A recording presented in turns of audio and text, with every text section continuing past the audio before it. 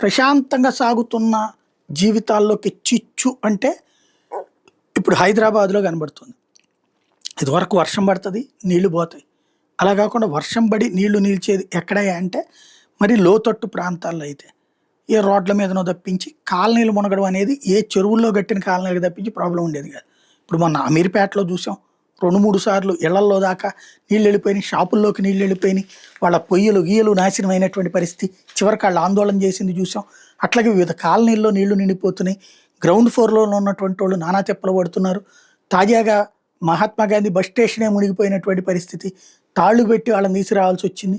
ఆ చుట్టుపక్కల ఉన్నటువంటి చేదరఘాటి ప్రాంతాలన్నీ దెబ్బతిన్నాయి, అక్కడ కాలనీలోకి నీళ్ళు వెళ్ళినాయి.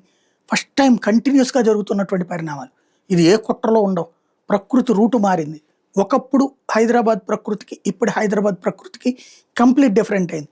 వర్షాలు ఎప్పుడు చూస్తామా అనుకున్న దశ నుండి వర్షాలు ఎప్పుడు పోతాయి అనుకునే దశకి తెలంగాణలో వర్షాలు వస్తున్నాయి, వరదలు వస్తున్నాయి.